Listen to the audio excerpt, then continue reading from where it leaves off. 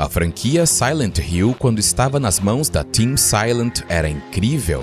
Ela era icônica, original e, o mais importante de tudo, trouxe jogos com uma atmosfera e quebra-cabeças absurdos, sem contar histórias muito complexas e cativantes. E hoje iremos explorar juntos o primeiro jogo e ver que, apesar de datado em certos aspectos, ele ainda assim segura as pontas. E só para avisá-los, esse vídeo não é uma recontagem da história completa. Caso tenha esse desejo, recomendo ver a timeline da franquia inteira que eu fiz. Há uma duologia e também um vídeo separado.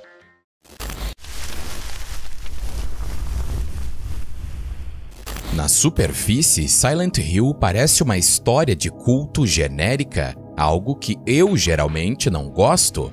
No entanto, o jogo é muito mais profundo. Não entrarei em todos os detalhes da premissa, pois já fiz uma timeline inteira da franquia, como eu disse, e explicar tudo em relação ao culto e à cidade levaria no mínimo 1 hora. Mas a cidade de Silent Hill, Maine, que claramente é inspirada em Stephen King, porque quase todas as obras dele se passam no Maine, tem conceitos fundamentais. A área, conhecida pelos nativos americanos como um local sagrado, naturalmente sempre teve um poder especial. O local era conhecido como o Lugar dos Espíritos Silenciosos, referindo-se a espíritos dos mortos e na natureza. A cidade tem uma história de mais de 4 séculos. Ao contrário do que o filme e alguns youtubers dizem, a cidade não é baseada em Centralia e não teve um grande incêndio, e o que vemos no jogo é neve, não cinzas. Silent Hill é uma área de resort pitoresca no Maine, mas ela tem uma história amaldiçoada de expulsões, execuções e pragas, que acabaram corrompendo o poder original e neutro que existe por ali. Silent Hill é uma pequena cidade com menos de 30 mil habitantes, com a área de turismo em declínio. Ela não é uma cidade fantasma, apesar de residentes conservadores se oporem à modernização. Centrada no Lago Toluca, uma névoa espessa envolve a cidade perpetuamente e torna vaga a realidade e os sonhos de quem visita a cidade, permitindo que coisas anormais se manifestem. A cidade hospeda um culto chamado de A Ordem, que na era da Team Silent é dividido em 3 seitas. A seita da Santa Mulher, a qual Dahlia Gillespie é a alta sacerdotisa e líder. A seita da Santa Mãe e a de Valtiel. Dahlia pode ser até vista como a líder do culto em si, e ela deu à luz a uma garota psíquica, Alessa. Desde sempre, a história de Alessa tem muitos paralelos com a de Carrie, a personagem criada por Stephen King. Ambas têm mães religiosas, poderes psíquicos, sofrem bullying na escola, e Alessa é chamada de bruxa, e ambas são personagens trágicas. Na verdade, Alessa não só sofria bullying, como um dos arquivos encontrados na igreja em Silent Hill 3 descreve a visão de uma das professoras dela, Kay Gordon. Ela afirma que os sinais de sofrimento da menina eram visíveis e que a chamavam de bruxa, e ela levanta a suspeita explícita de abuso materno. Ela diz que arranhões ou hematomas frequentes e a expressão lamentavelmente sombria de Alessa eram comuns. Ela demonstra conflito, ponderando entre a inação e a intervenção de consultar um advogado, decidindo pedir conselho a um amigo antes de tomar uma atitude. Ela eventualmente realizou uma reclamação formal. As preocupações dela levaram a uma investigação, mas o sistema falhou com Alessa. A polícia conversou com mãe e filha, mas não viu nenhuma evidência de abuso, comprando a fachada de Dahlia como uma mãe exemplar. Pressionados pela professora, eles pediram uma segunda opinião ao Dr. Michael Kaufman, falando com Alessa a sós. Kaufman, é claro, como vamos ver, está atrelado ao culto e convenientemente descartou as alegações sobre cultos e rituais como meras fantasias infantis. atribuindo-as a um excesso de conto de fadas. O relatório policial, confiando na avaliação do médico conivente, encerrou o caso. Eu já vi vídeos na internet dizendo que Dahlia, na verdade, é uma mulher que perdeu sua autonomia para o culto, mas essas pessoas não poderiam estar mais erradas. Dahlia é uma mulher maligna que desde sempre manipulava Alessa e seu amor natural por ela e tentava usar seus poderes. O guia, o Livro das Memórias Perdidas, diz que o objetivo de Dahlia é destruir e negar os conceitos existentes ao reviver Deus, entre aspas, que na verdade é uma deusa, mas ela é referida como God. Dahlia não busca salvação como Claudia Wolf, e sim os meios para destruir o mundo atual e ela própria obter o poder. Não se engane, Dahlia é maligna e extremamente manipuladora. Ela não é uma vítima privada de escolhas ou autonomia que sofreu lavagem cerebral. Quando Alessa tinha 7 anos, Dahlia teve uma ideia que se alinha com a sua seita. Eles acreditam na ressurreição de Deus através da fecundação de uma mulher que possui poderes especiais e o feto de Deus seria inserido em seu ventre. Mas Dahlia tentou apressar o renascimento de Deus usando um ritual de imolação e usou sua própria filha para isso. Como o ritual envolvia muito fogo, esse elemento acabou se alastrando em um incêndio onde 6 casas pegaram fogo no distrito comercial e, o pior de tudo, causou queimaduras graves em Alessa. O já mencionado Dr. Michael Kaufman forjou a morte dela ao deixar um corpo falso no incidente, e tudo isso foi encoberto como um incidente causado pela caldeira.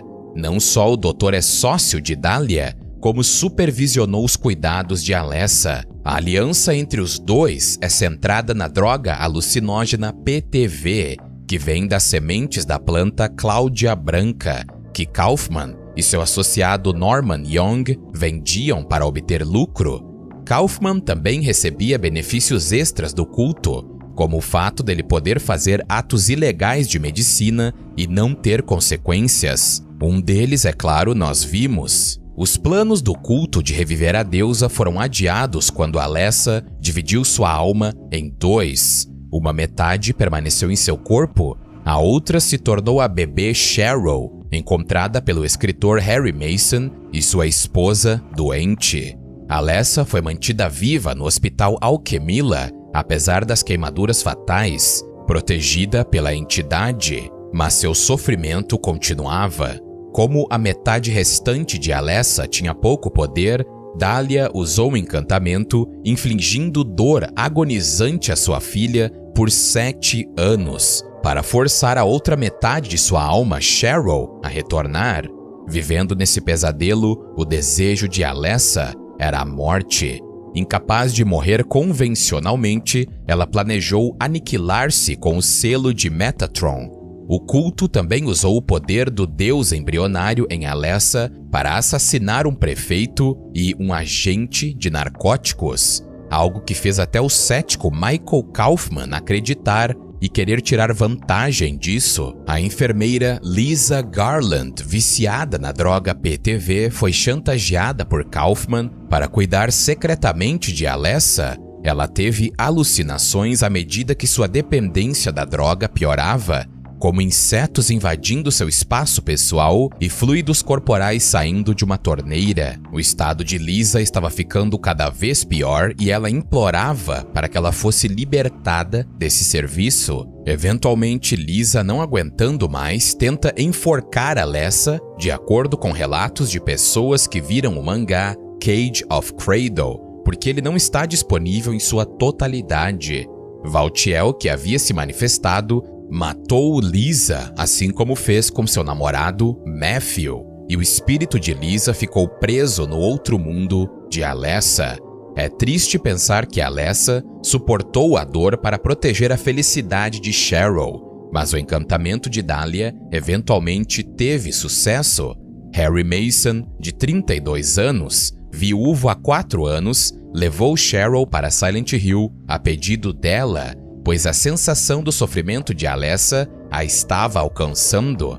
Na introdução, Enquanto se dirigem à cidade, a policial Sybil Bennett, de 28 anos, também vai a Silent Hill para investigar problemas de comunicação com a cidade vizinha, Brahms, que ela própria trabalha. Alessa, em forma astral, causa o acidente de Harry, puxando-o para o seu pesadelo. O guia Koshiki afirma que Alessa e Cheryl se unem cedo no jogo. O desaparecimento de Cheryl no beco é o pesadelo de Alessa que havia tomado conta da cidade. Ao se fundir com Cheryl, Alessa renasceu de suas queimaduras, quebrou o feitiço de Dahlia e agiu, ganhando poderes psíquicos como teletransporte. Esses poderes, normalmente fracos, como premonições e intuição, foram ampliados. Dahlia usava magia, mas não tinha poderes especiais de acordo com o mesmo guia. Agora, por que a cidade parece abandonada? A verdade é que ela não está, e não existem realidades paralelas como alguns dizem. O mundo da névoa, ou Fog World, é um fenômeno sobrenatural, resultado do já mencionado poder da cidade e da névoa, que manifesta elementos da mente inconsciente. Durante os eventos do jogo, Harry não está caminhando na cidade junto aos habitantes do mundo real, por assim dizer. Ele foi puxado para o mundo da névoa e o pesadelo de Alessa, e o poder dela e sua consciência acabaram engolindo a cidade, mas capturou somente os indivíduos que aparecem no jogo. Mas os habitantes normais da cidade não foram afetados, e até depois do primeiro e segundo jogo, existem referências claras que Silent Hill é uma cidade normal. Pense assim, múltiplas camadas da mesma realidade, só que não são dimensões ou realidades diferentes. Os monstros são manifestações do subconsciente de Alessa. Se vocês forem perceber, o mundo está em um estado onírico, que circula entre o mundo da névoa, o outro mundo, que é uma manifestação pura do subconsciente de Alessa sendo refletido, e ocasionalmente ao lugar nenhum, ou nowhere, a parte mais profunda do pesadelo. Isso, é claro, é um mega resumo do essencial, mas acredito que sabendo disso, vocês não vão ficar perdidos durante a análise. E para a história completa, veja a timeline.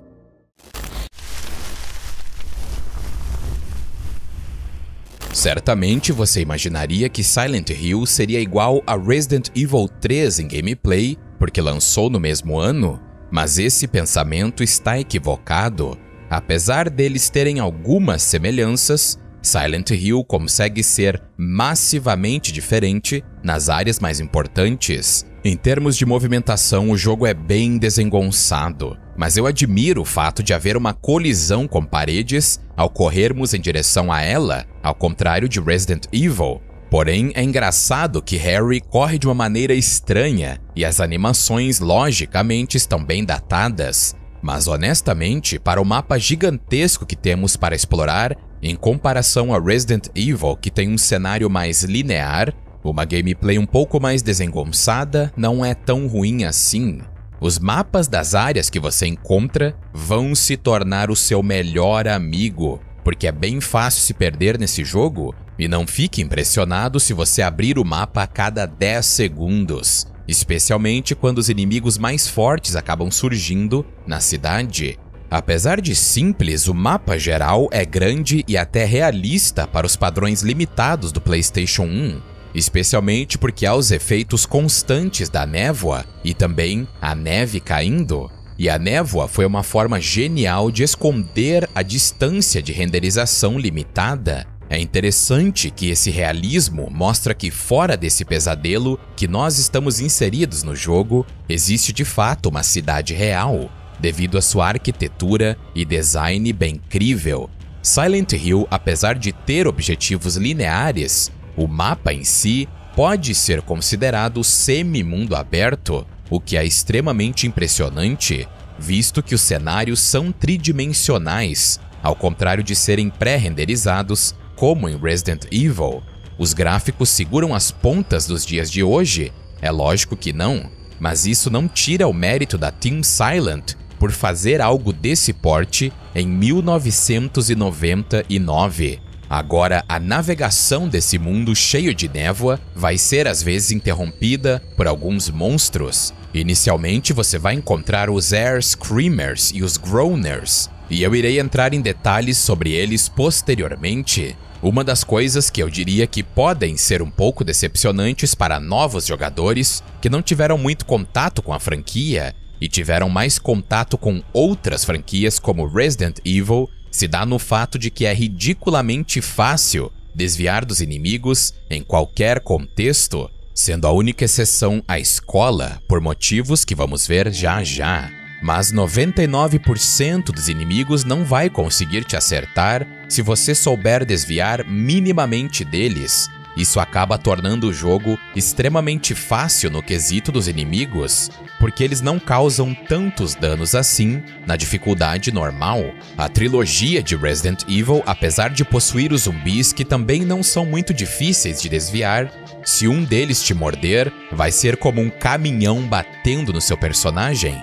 E nem precisamos falar dos Hunters no primeiro jogo, que podem matar o personagem com um golpe, dependendo do estado de saúde. Já em Silent Hill, eu não senti tanto esse peso ou dano no personagem. O máximo que pode te aborrecer são os inimigos te agarrando, como eu disse. As crianças, ou Grey Children, mais popularmente conhecidas, são um pesadelo porque elas realmente podem te agarrar frequentemente. E apesar de haver mais variedade aqui, realmente nenhum dos monstros me fez ficar receoso por causa da minha vida. Isso é um ponto bem subjetivo, visto que na mão de jogadores mais experientes, qualquer jogo se torna mais fácil, mas eu acredito que assim que você se familiarizar minimamente com o jogo, esses danos são minimizados, especialmente dos Air Screamers. Há 3 armas no jogo e todas elas são muito fortes. A pistola, a espingarda de cano cerrado e o rifle de caça. Uma grande inovação nesse jogo é a possibilidade de mirar e atirar enquanto se move. Eu recomendo usar a pistola para limpar inimigos e as outras armas você guarda para os chefes. Na verdade, até mesmo os chefes do jogo são extremamente fáceis, com exceção do chefe final Incubus, que te deixa quase morrendo com poucos ataques. O Split Head pode te matar com um golpe, mas isso só acontece se você não sabe o truque para derrotá-lo. Já o Twin Feeler e o Float Stinger, dê só uma olhada.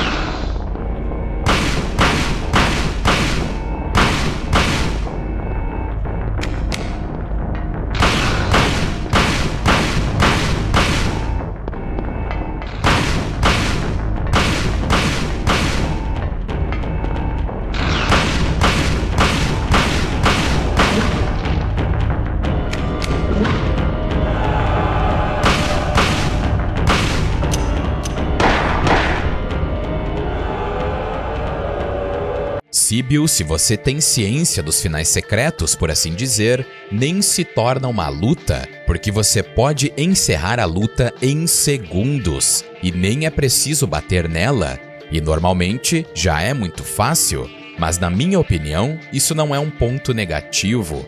O jogo só eleva outros pontos ao contrário de simplesmente dificuldade bruta. A exploração é essencial.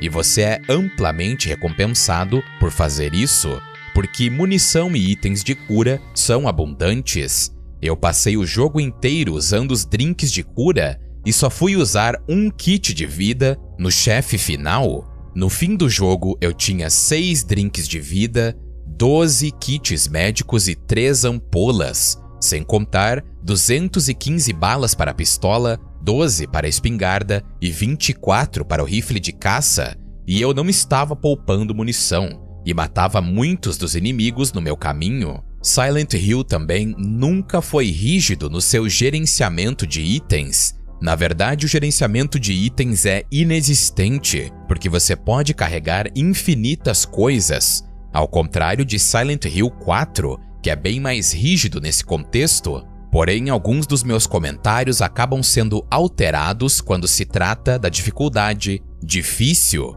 e eu, apesar de gostar bastante da dificuldade aumentada, eu não recomendo ir direto para ela de primeira, porque a dificuldade está liberada desde o início, e se você não é muito experiente, o jogo pode se tornar um pesadelo, especialmente na escola e algumas outras áreas. O jogo te força a manejar mais seus recursos e travar suas batalhas de uma forma um pouco mais cautelosa, e se torna um pouco mais survival horror. Os inimigos ficam mais fortes, causam mais dano, precisam de mais tiros ou golpes para cair, e os chefes também ficam mais fortes. Claramente não é uma dificuldade adequada para iniciantes ou pessoas que nunca zeraram o jogo. Quando você termina o jogo e entra no modo Next Fear ou o New Game+, a dificuldade é aumentada automaticamente. Se você terminou no Easy, ela pula para o normal,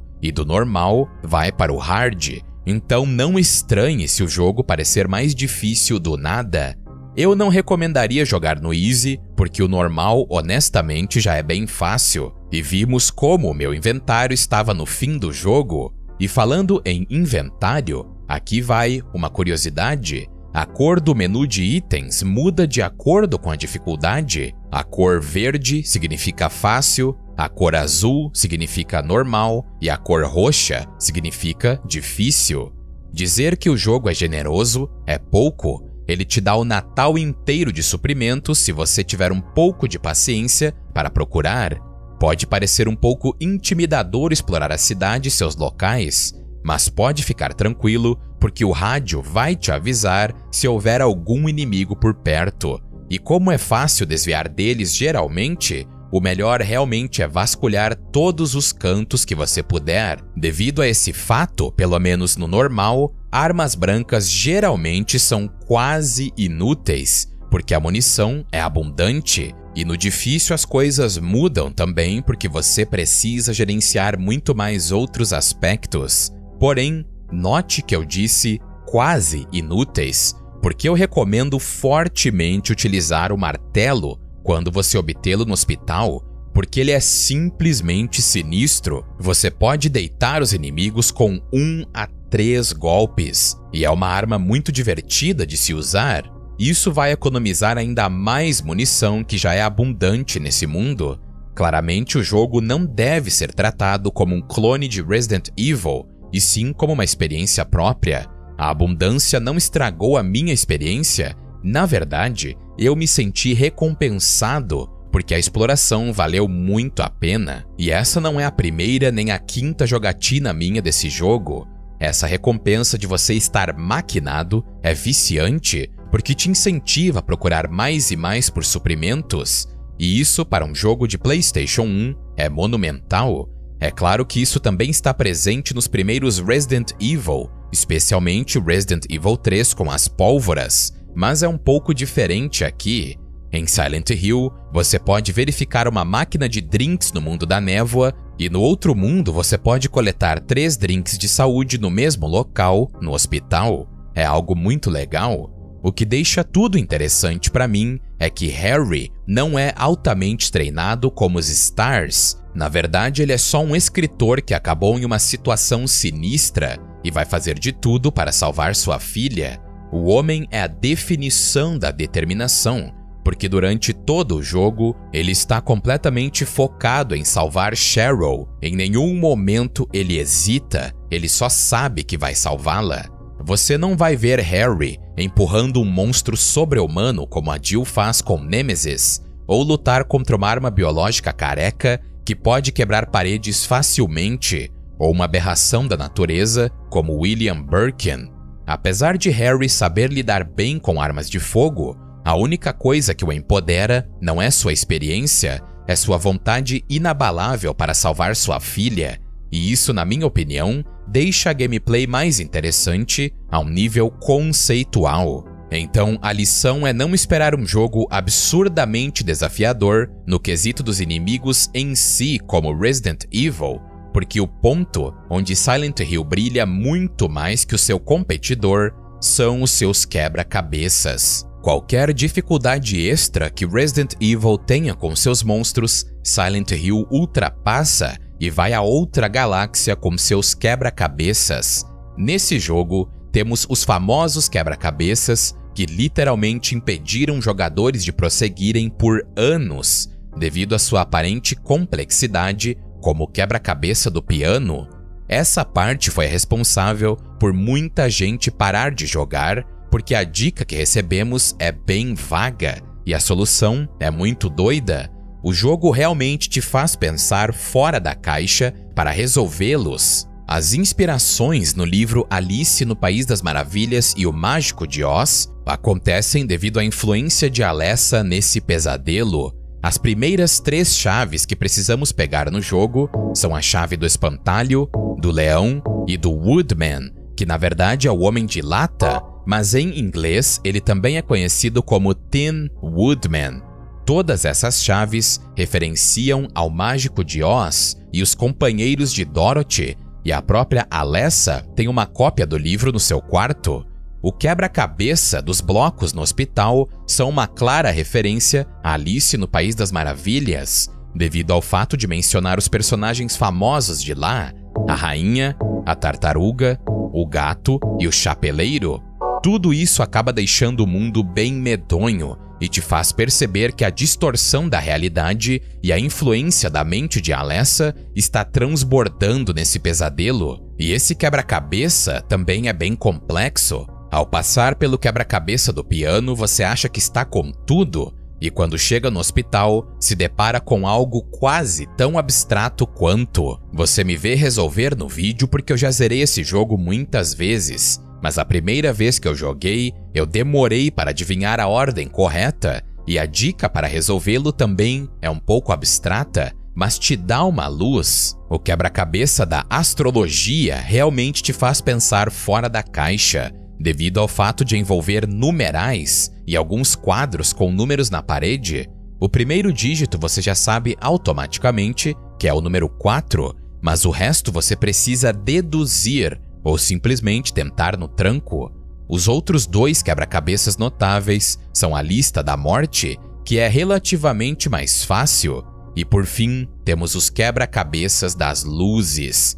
Esse aqui, meu amigo, é o cão. Eu tive muito problema na primeira vez, porque eu não estava entendendo a relação entre os quadros e as luzes ou botões. Quando você finalmente tem aquele momento de resolução e consegue resolvê-los, você se sente como um deus. E essa é a sensação que Silent Hill é mestre em trazer ao jogador. Ele é um jogo que não tem medo de te desafiar e vai te manter parado no seu lugar até que você o resolva. E as dicas, como dito, geralmente não são tão intuitivas. O fato de tudo isso culminar na resolução desses quebra-cabeças bem difíceis é um dos motivos que faz Silent Hill ser o que é, uma experiência mais cerebral e visceral. Em suma, o combate é simples, mas é bem responsivo para um jogo de 1999, apesar de ter os seus gargalos lá e cá, especialmente comparado ao Resident Evil 3. A verdadeira beleza desse jogo para mim não é a gameplay ou encher de balas ou porrada os inimigos, é a atmosfera e os seus quebra-cabeças. Na sessão final do hospital, há até mesmo uma pegadinha que pode te fazer perder bastante progresso, pois se você não inserir o anel entre as correntes para pegar um artefato, o que está dentro do armário vai matar Harry instantaneamente. Silent Hill é uma das minhas franquias favoritas, justamente porque ela possui um aspecto grotescamente bem feito, que me faz gostar de um jogo instantaneamente. E isso é a já mencionada atmosfera.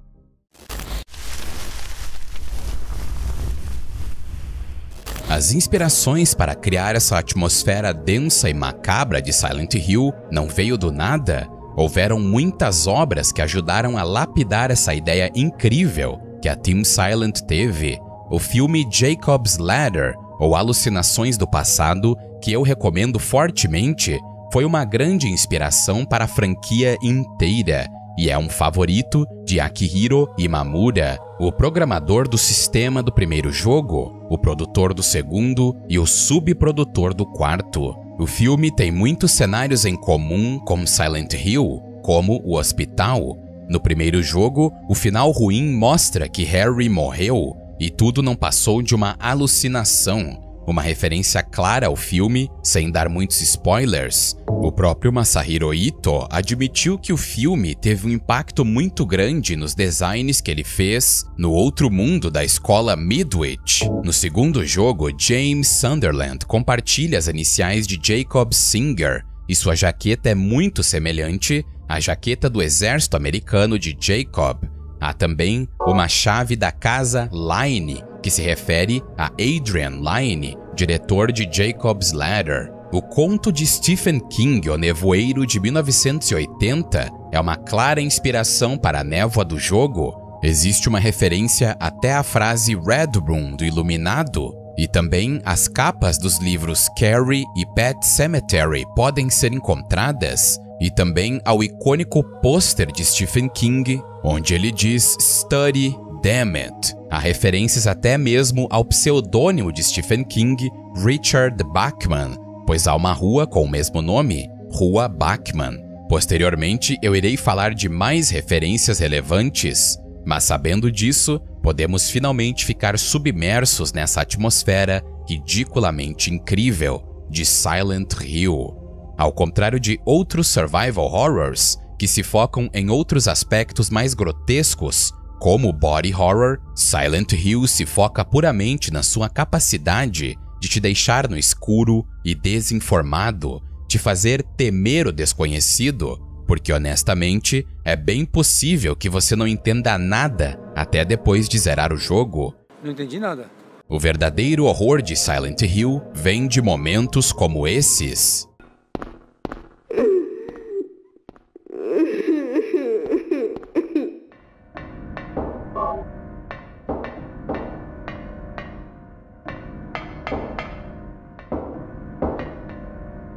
Onde o desconhecido acaba te corroendo. É até difícil dizer qual local é mais sinistro, porque eles todos têm seu charme. Silent Hill utiliza do realismo e do ordinário para inserir esses ambientes dentro de um vale da estranheza. A própria cidade em si, apesar de ser ordinária à primeira vista, com exceção da névoa, é o lar de criaturas muito bizarras. Quando Harry acorda após o acidente e começa a caminhar pela cidade, percebemos instantaneamente a paleta de cores que demonstram a ausência de vida humana pelo local. A névoa te impede de ver muito longe e a neve caindo te faz se sentir como se você estivesse de fato em uma cidade fantasma.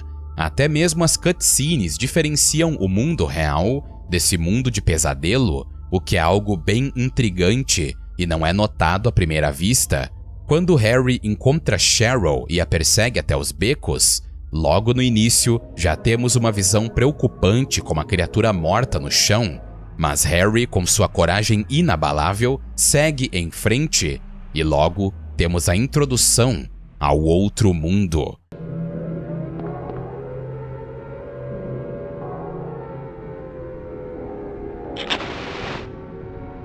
A transição entre os dois estados não só é icônica, como também é absurda em termos de atmosfera, pois te pega desprevenido e te coloca dentro de um local completamente distorcido, cheio de ferrugem, onde a única luz vem de um isqueiro, e a própria paleta de cores se torna muito mais viva, mas ao mesmo tempo grotesca, devido, é claro, à ferrugem, sangue e a distorção da própria realidade diante Harry. Encontramos coisas que não deveriam estar ali, como uma cama de hospital e uma cadeira de rodas, sem contar pedaços de carne e até um indivíduo preso em arames. E eu nunca encontrei nada sobre esse corpo, mas a música feita pelo lendário Akira Yamaoka consegue trazer à tona o desespero real e a sensação de perigo e morte iminente, porque Harry é atacado por algumas criaturas e não tem como fugir delas. E o mais legal de tudo é que você controla Harry o tempo todo. criando ainda mais confusão e tensão no jogador. E quando Harry é morto, isso causa uma confusão generalizada.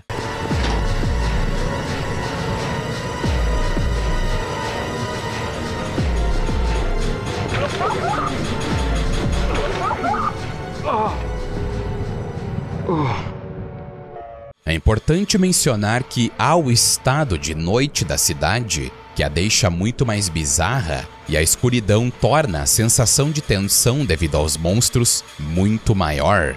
A escola Midwich é bizarra porque até mesmo em seu ambiente normal, ela entra no Vale da Estranheza. Não há ninguém no local e na recepção você encontra algumas anotações com sangue, que são dicas para o que você tem que fazer a seguir. Há também um quadro bizarro, que é um prenúncio ao outro mundo, porque vemos uma imagem idêntica a essa posteriormente. Silent Hill é muito inteligente com suas referências até dentro do jogo. O jogo tem aquela mágica dos survival horrors antigos de ligar certas coisas ao ativar mecanismos sem relação, como usar 2 medalhas em uma torre do relógio para te fazer poder ligar a energia. E eu adoro isso. Quando vamos para a versão do outro mundo da escola, nós precisamos descer na torre do relógio e depois subir novamente, como se estivéssemos passando literalmente para outro mundo ou outro lugar, mas quando você sai, é exatamente a mesma localização, só que distorcida.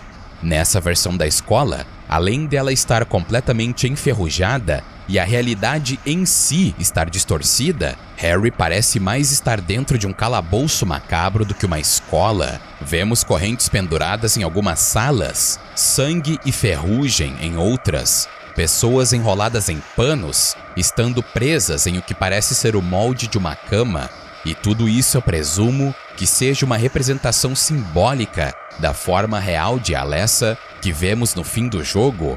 Toda essa parte parece literalmente um local onde os cenobitas de Hellraiser ficariam para umas férias de verão, especialmente porque até coisas sem sentido que manipulam a realidade em si acontecem, como na seção onde há 2 banheiros, e se você entrar em um deles, o caminho vai estar fechado, mas se você entrar em outro e sair dele, o caminho vai estar livre. É uma experiência bem alucinante e não só pode pegar o jogador desprevenido, como mostra o quão absurda é a lógica desse lugar.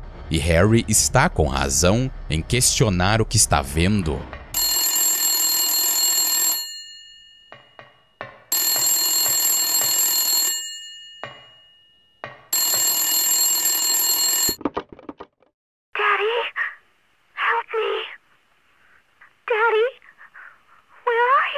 Cheryl!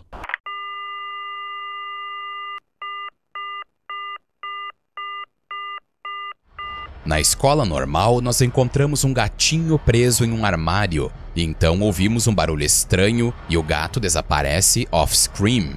Mas se voltarmos para esse mesmo lugar no outro mundo, vemos que ao invés do gato, existe só sangue e cai um corpo com uma chave. Esse tipo de manipulação na trama e na realidade é muito legal. Um fato interessante é que vemos em muitos locais no outro mundo o selo de Metatron. Até mesmo no shopping, quando Cheryl aparece nas TVs, nós vemos o selo aparecendo. Isso nos mostra a importância que Alessa dá para esse selo e seu plano de aniquilar a si mesma. O co-escritor de Silent Hill, Hiroyuki Owako, disse que para a organização religiosa da cidade, o selo de Metatron é um talismã comum sem nenhum significado especial. Como Alessa não conseguiu espalhar esse brasão por toda a cidade, seu poder nunca foi demonstrado. Apesar disso, no futuro, tanto Vincent quanto Leonard não compreenderam suas habilidades. O hospital do outro mundo é uma bizarrice sem limites. Não só sua atmosfera e ambientação novamente é transformada em algo diretamente de Hellraiser, como também as soluções nada convencionais para certos problemas, como dar um saco de sangue para tentáculos, e também há outras questões surreais, como sons de vidros sendo quebrados, mas não há nenhum vidro na sala.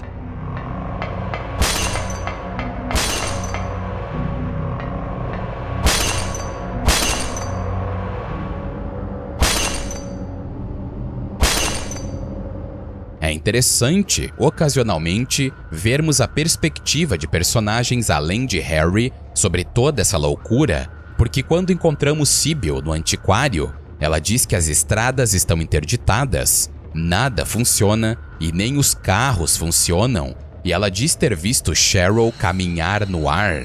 Depois que Harry encontra a segunda igreja, como é dito por Dahlia, que na verdade é uma sala de ritual secreta, temos uma cena em que Harry desaparece para o outro mundo e Sybil fica sem entender nada do que está acontecendo. Harry também transita entre um momento em que está falando com Lisa, onde ela fala sobre a religião da cidade, magia negra, o culto e a cidade em si, mas então Harry acorda de novo na versão do outro mundo da cidade. É algo bem Inception e dá uma visão ainda mais surreal desse pesadelo. Nessa versão do outro mundo, vemos que a cidade está completamente detonada, com uma aparência mais industrial, coberta de escuridão e totalmente Hellraiser. Os esgotos são uma parte bem breve, mas é uma parte com uma atmosfera bem interessante e até um pouco vazia, mas nada de especial ao meu ver. É bem realista em termos de design, e os gritos dos monstros criam um clima de tensão, pois você não sabe se vai ser perseguido ou não. E mesmo que você não seja, ainda assim é um ponto legal.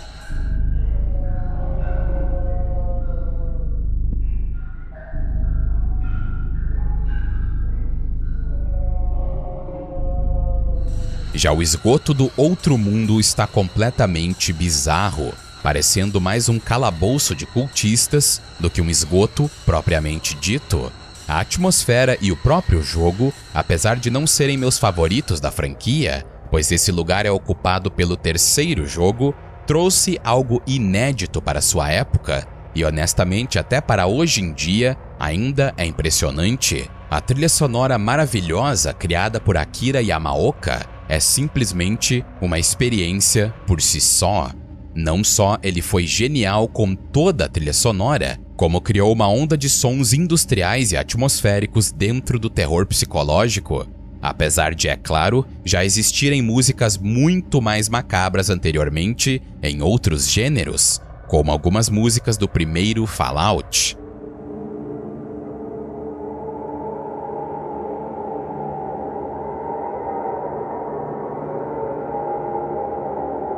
Mas a combinação da ambientação surrealista, industrial, suja e distorcida com a trilha sonora incrível criou uma das melhores experiências desse gênero. E a trilha sonora é diferente das músicas de Resident Evil, por exemplo, que também são excelentes e muito atmosféricas, só que o contexto em si é mais pé no chão, enquanto Silent Hill é usado como uma forma de experimentação. Na verdade, tudo, desde o design dos níveis, história e arte, foram uma grande experimentação, ao meu ver, e isso deu muito certo.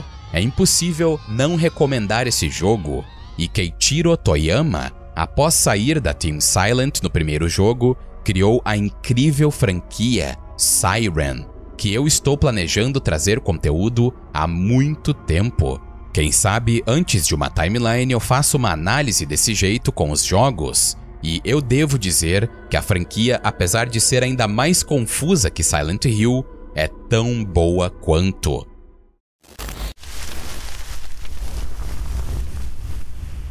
Masahiro Ito é outra pessoa essencial para o sucesso de Silent Hill. Ele é um gênio quando se trata de criar monstros. As criações dele, para mim, são tão fantásticas porque geralmente ele não se foca em algo demoníaco ou grotesco no quesito de body horror como zumbis.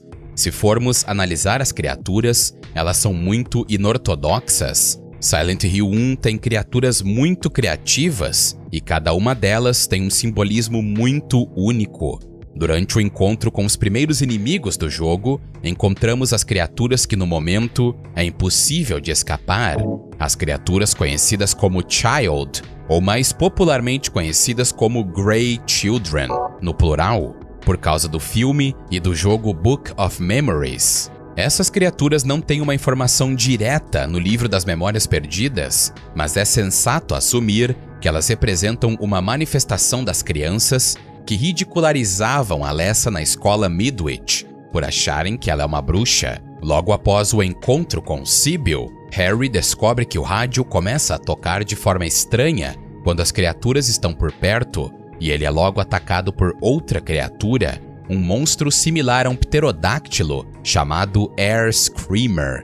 Essas criaturas parecem estar fora do seu habitat e não ter relação alguma com o ambiente, mas existe uma explicação muito plausível para elas. Um dos livros favoritos de Alessa é O Mundo Perdido de Arthur Conan Doyle. Sim, o mesmo escritor dos livros de Sherlock Holmes. O livro gira em torno de uma expedição a um platô na bacia amazônica da América do Sul, onde animais pré-históricos ainda sobrevivem, e o pterodáctilo é um desses animais, e o Air Screamer é uma manifestação dessa visão de Alessa. Outro inimigo que encontramos no mundo da névoa são os cachorros chamados de Groaners. Eles têm essa aparência manifestada assim porque Alessa não gosta de cachorros. Outra criatura que se assemelha a uma criança são os Mumblers. Esse monstro é uma manifestação de uma imagem de animais pequenos ameaçadores e pequenos demônios de contos de fadas. Outro inimigo que nós encontramos por aí é o Creeper, um pequeno inseto parecido com um escaravelho. Ele tem a aparência manifestada assim devido ao desgosto de Alessa por insetos. Durante a visita à escola e ao parque de diversões, nós encontramos pequenas crianças com a aparência de espectros negros. Eles são chamados de Larval Stalkers, e podemos perceber que eles sempre fazem alguns sons quando chegamos perto deles. Isso ocorre porque essa criatura foi manifestada através das memórias das risadas que eram direcionadas a Alessa em sua escola. Há também os Stalkers, que são essencialmente parecidos com os Larval Stalkers, mas podem atacar o jogador, e eles podem ser interpretados como sendo a manifestação de como Alessa se sentia invisível e negligenciada na escola devido ao tratamento dos seus colegas. Enquanto o Larval Stalker não representa nenhuma ameaça, o Stalker em si representa uma grande ameaça e podem até simbolizar uma raiva dentro de Alessa. O chefe final da escola do outro mundo é chamado Splithead. Esse monstro sinistro é a manifestação de um grande lagarto que aparece em uma fábula que a própria Alessa viu na sua escola. No local, podemos ver um corpo enrolado em panos pegando fogo, um simbolismo claro para representar o que houve com a própria Alessa. Splithead tem sua fraqueza exposta em uma fábula que Harry lê e ele próprio conhece. Novamente, é uma forma de como a exploração pode te recompensar. Não saber da fraqueza do monstro faz com que você gaste balas à toa, pois se ele te acertar com a boca, Harry morre instantaneamente. No hospital do outro mundo, encontramos um dos inimigos mais icônicos da franquia, as Puppet Nurses, enfermeiras com parasita em suas costas. Esse parasita é o mesmo que possui Sybil posteriormente. A música que toca quando as enfrentamos é uma das minhas favoritas desse jogo. Ela é intensa, super industrial e mostra o terror de encontrar figuras tão macabras como elas.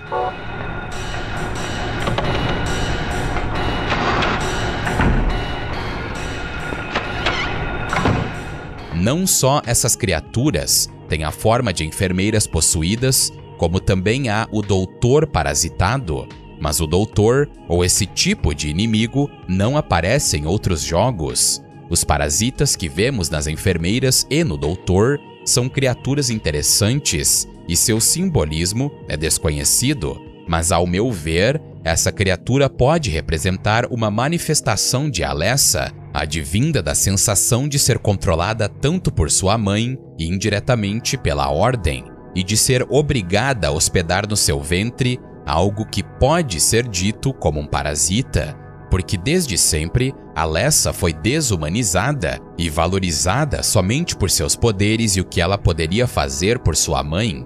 Então, um monstro manifestado através da sensação de ser controlada não é algo muito fora do comum, mas como não há quase nada de informações sobre esse monstro, e o livro das Memórias Perdidas só dizer que é um parasita, fica aberto à interpretação. Mas uma interpretação que eu não considero como necessariamente correta é que esse parasita representa a gestação, ou puramente o feto de Deus dentro dela no quesito de gravidez. Isso não faria sentido porque existe o Puppet Doctor, que é um homem. Então, a representação da gestação, na minha opinião, não tem muito sentido. E a interpretação de ser uma manifestação da sensação de Alessa ser controlada e parasitada, por assim dizer, faz mais sentido nesse contexto. Na cidade dominada pelo outro mundo, encontramos 3 novos tipos de inimigos, inicialmente apenas 2.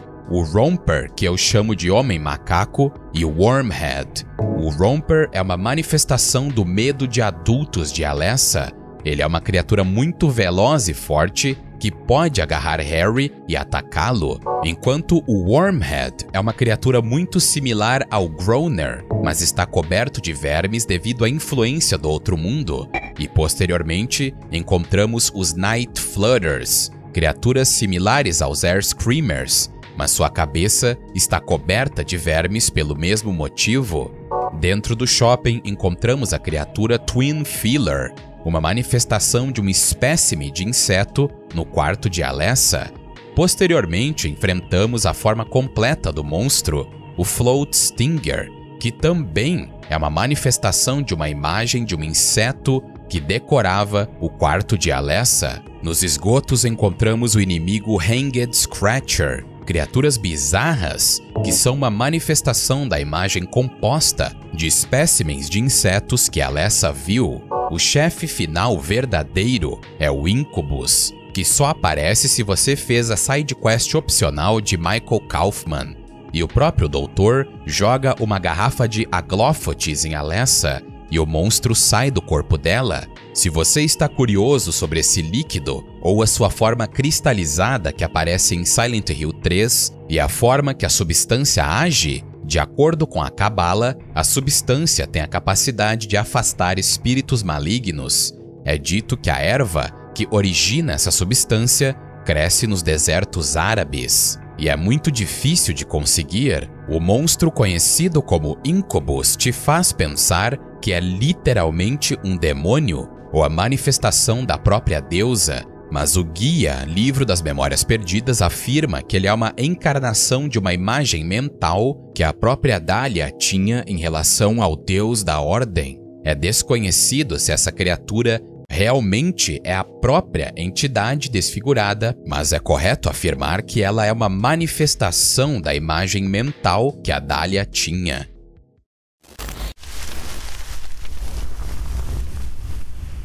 Silent Hill brinca muito com clichês e os transforma na sua própria narrativa. Por exemplo, Harry é morto no prólogo do jogo, dentro do sonho, mas isso é uma subversão imensa, pois sempre imaginamos que o protagonista é basicamente invencível, ou pelo menos que ele não morre até o final do jogo, mas Silent Hill nos mostra que ninguém está seguro.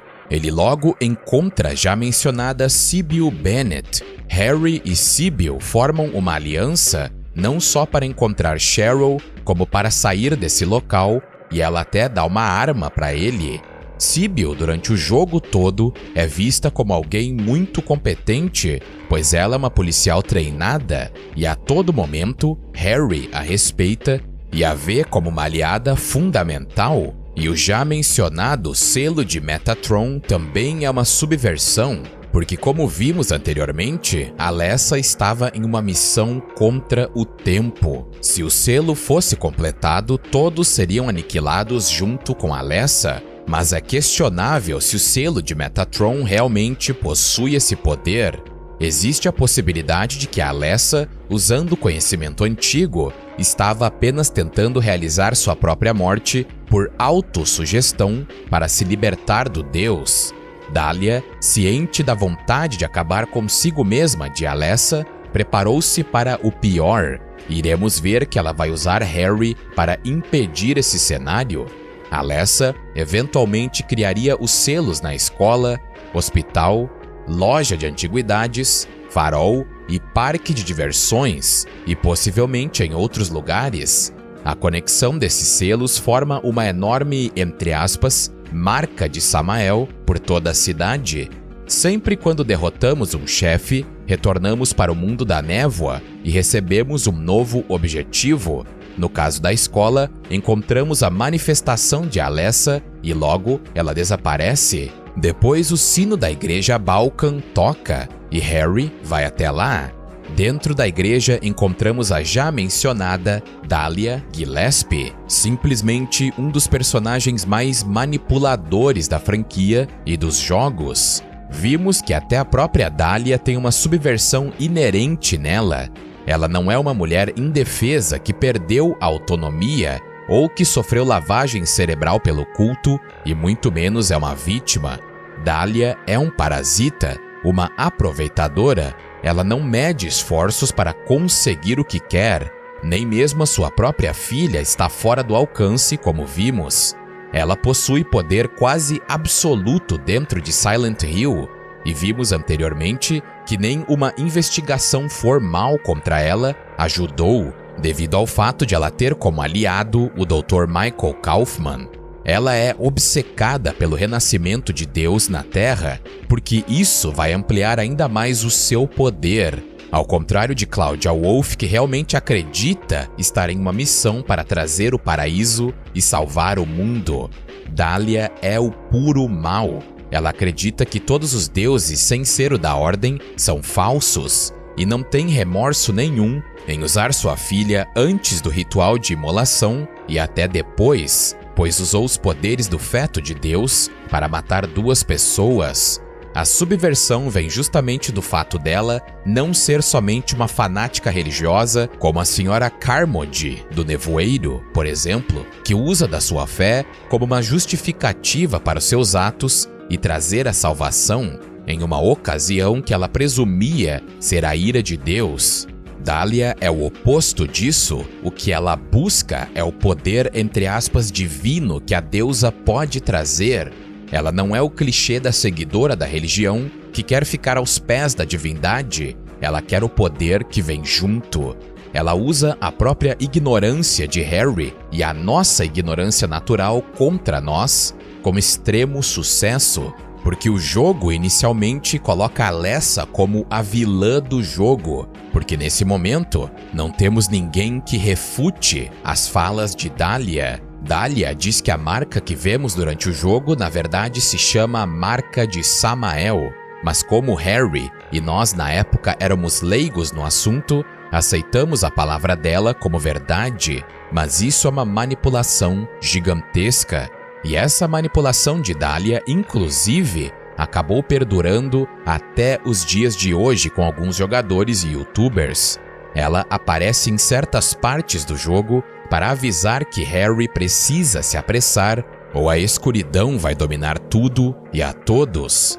Dahlia usa Harry e o jogador para que ela possa concretizar seus objetivos de conter Alessa usando o artefato Flaurus, que ela diz ter o poder de lutar contra a ira do submundo. O guia Koshiki nos diz que o Flaurus possui efeitos mágicos tremendos. É dito que poderosas habilidades mágicas permanecem adormecidas dentro do artefato, que foi escavado em ruínas antigas. Dahlia preparou o Flaurus em segredo como um trunfo, mas não está claro se ela previu a situação atual. Quanto à etimologia de Flaurus, é um dos 72 espíritos de Salomão, e o nome de alguém que possui faculdades como um, entre aspas, antagonista.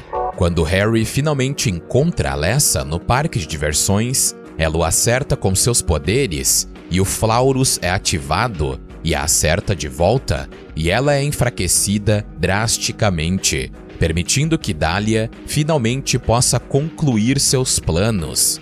Alessa, na verdade, é a heroína da história, e isso é até reforçado pelo significado do seu nome em italiano, protetora do homem ou defensora da humanidade. É outra subversão, pois a pessoa que quer trazer a ira da deusa para devorar tudo e a todos é a própria Dahlia. Alessa só busca acabar com seu sofrimento e, de uma forma, salvar o mundo.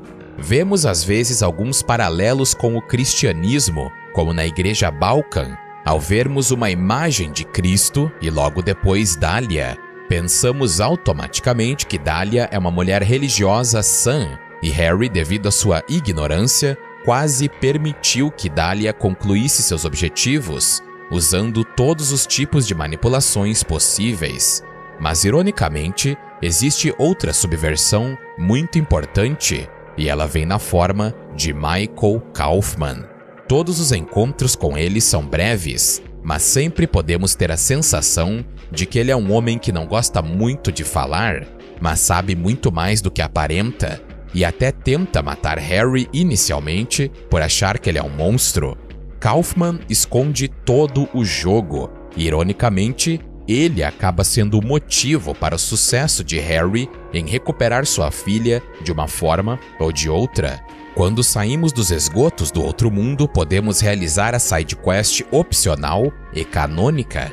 Ao irmos até o bar da Annie, vemos que Kaufman está sendo atacado por um Mumbler e Harry o salva. Kaufman novamente é extremamente breve e não revela nada, e até diz que o exército pode aparecer. Quando Harry pergunta se ele sabe quem é Alessa, ele simplesmente nega.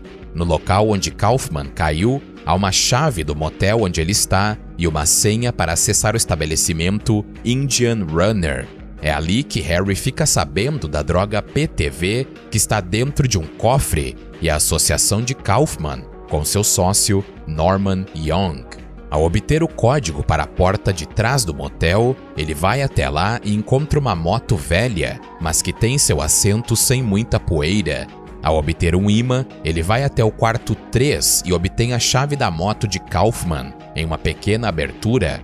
Ao retornar para a moto, ele encontra um frasco de aglófotes, e o próprio Kaufman aparece puto da cara, dizendo que Harry deveria cuidar dos seus próprios negócios e que deveria encontrar uma forma de sair do pesadelo, e diz que a não ser que ele queira morrer, Harry deve manter sua mente no objetivo. Kaufman obteve pelo menos 2 frascos de aglófotes.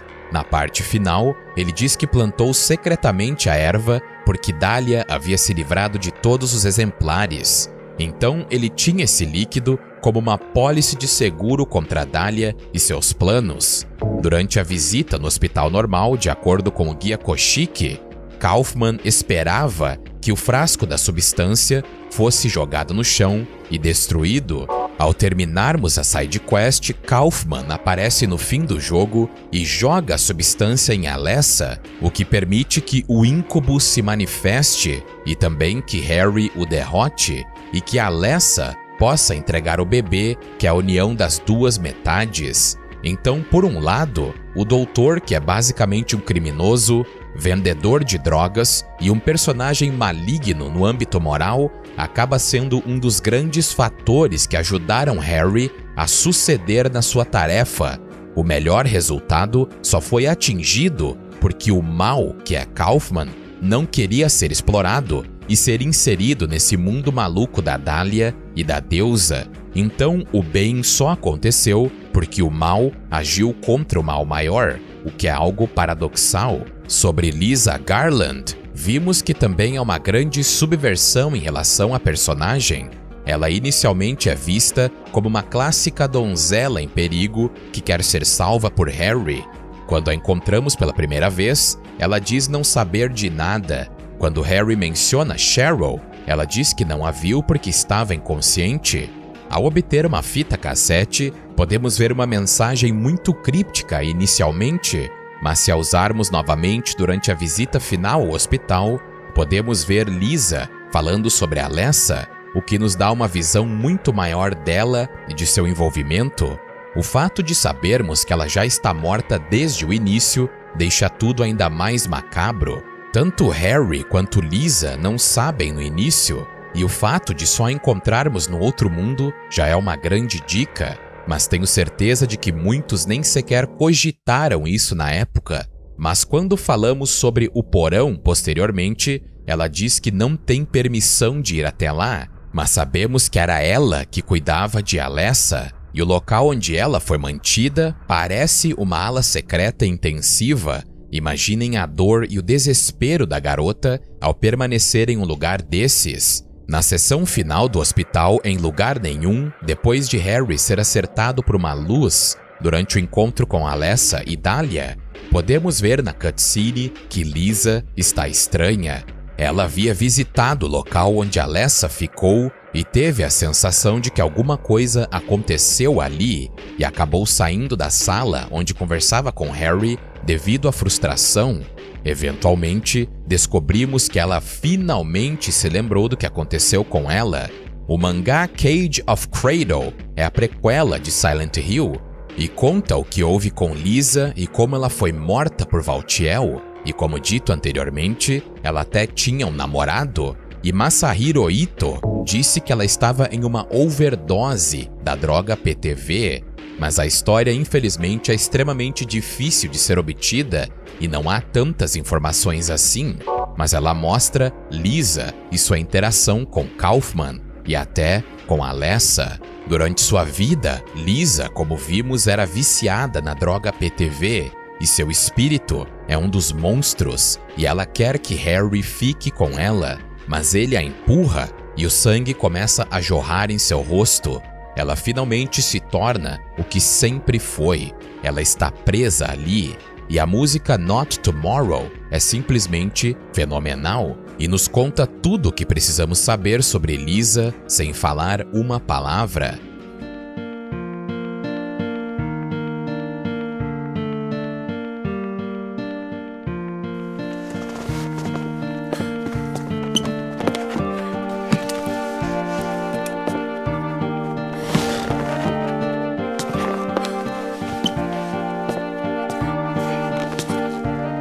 Mesmo que você não saiba do contexto anterior dela, não tem como não sentir pena. E ao voltarmos para a sala, encontramos o diário dela, onde ela fala sobre o fato das feridas de Alessa não curarem, mesmo ela sempre cuidando, e como a situação era completamente estranha. Novamente é uma subversão muito interessante da donzela em perigo, e até da pessoa não ter memórias do que aconteceu. A verdade é que ela sempre esteve morta e somente seu espírito permaneceu no pesadelo. Se fosse em outro jogo, ela teria uma forma monstruosa e seria um chefe, mas em Silent Hill só podemos sentir pena do que ela se tornou. E o guia Livro das Memórias Perdidas ainda diz que ela permaneceu presa no pesadelo até depois do primeiro jogo. Realmente, Lisa teve um destino pior que a morte.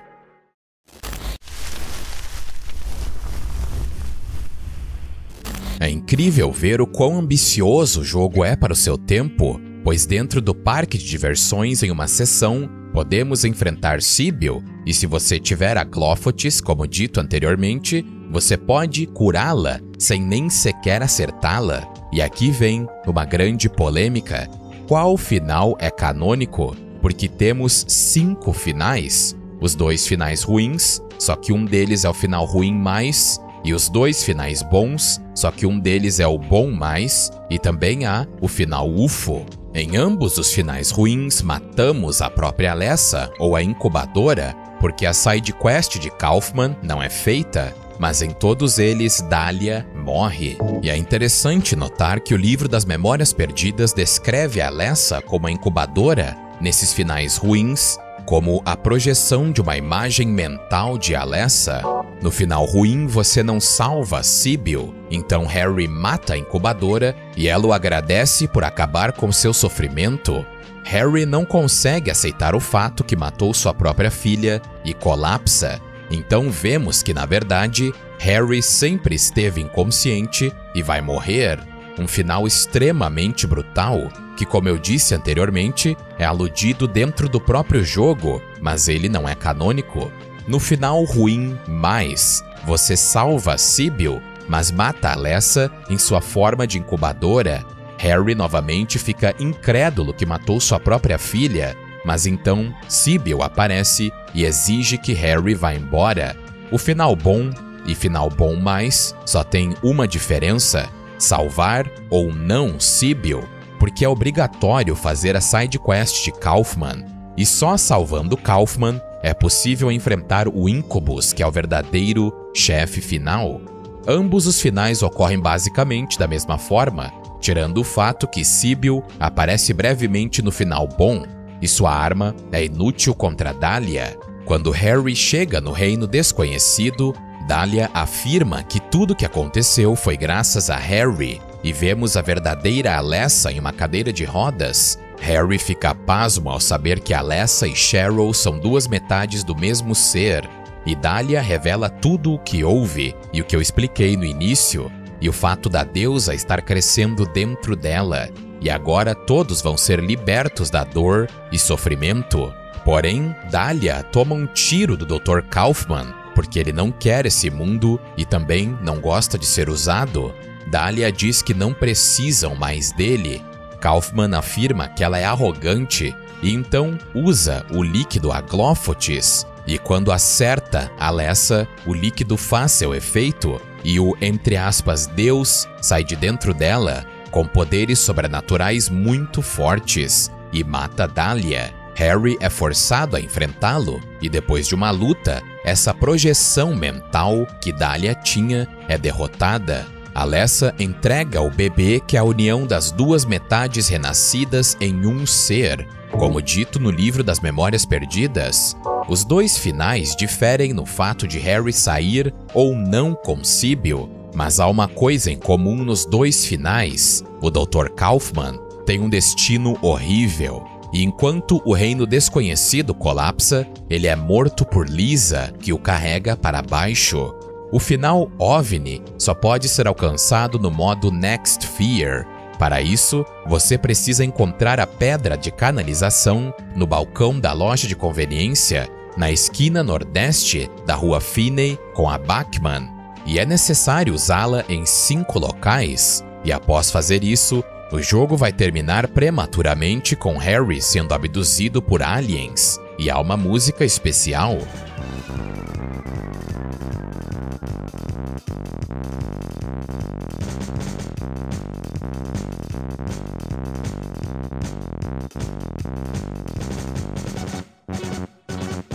Agora entramos em um grande dilema na comunidade de Silent Hill.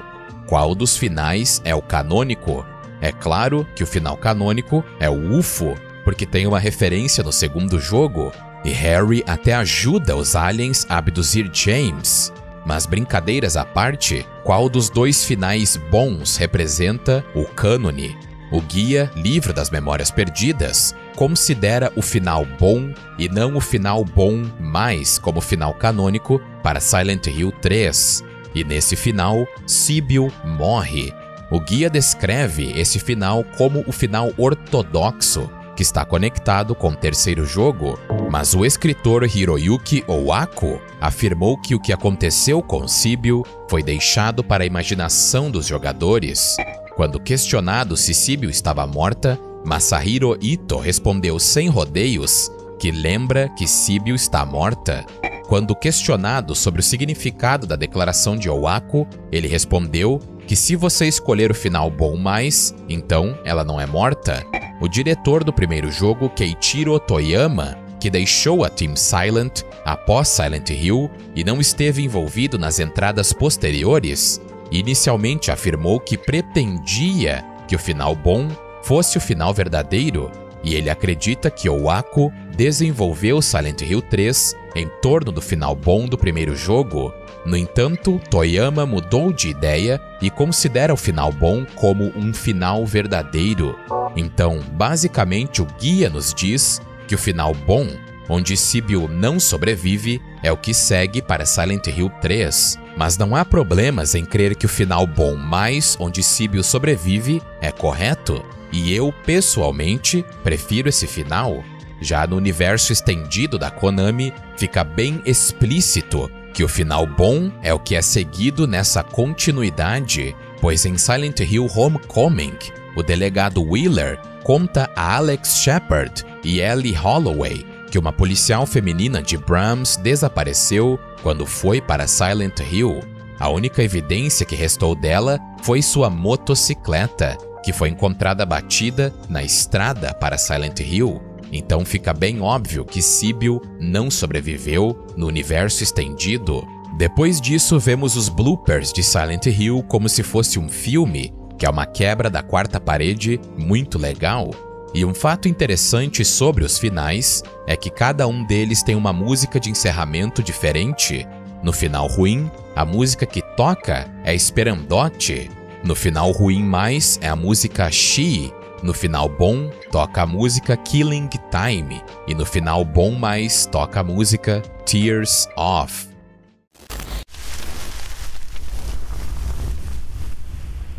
A franquia Silent Hill tem tantas referências a outras obras que você não acreditaria se eu te contasse, mas você já viu algumas anteriormente. Irei contextualizar algumas delas que vão te dar uma visão ampliada sobre os personagens e outros aspectos do jogo, começando com Harry Mason. É dito que seu nome, inicialmente, era Humbert Mason, uma referência ao protagonista do filme Lolita, de Stanley Kubrick, mas como era um nome incomum, foi mudado pela equipe da língua inglesa. E Harry é o apelido da pessoa que nomeou o personagem. Cheryl originalmente tinha o nome de Dolores, mas o nome foi rejeitado.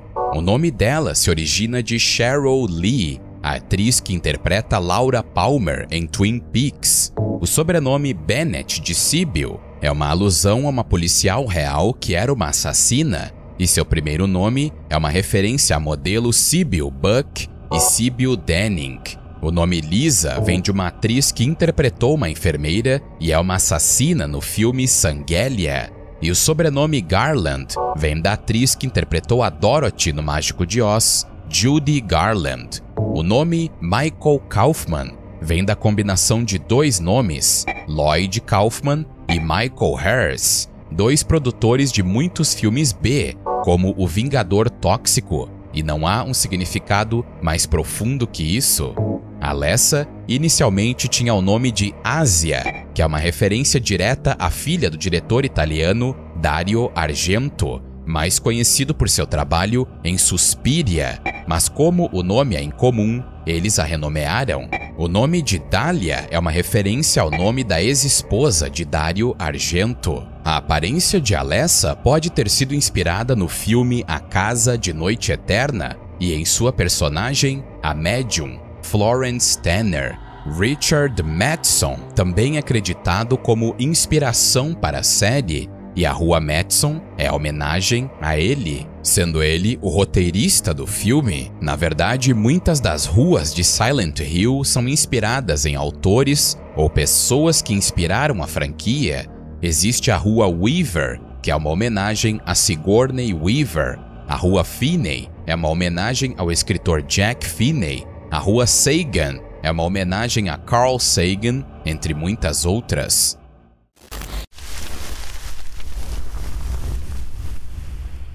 Acredito que seja inegável a importância de Silent Hill para o gênero do terror em geral.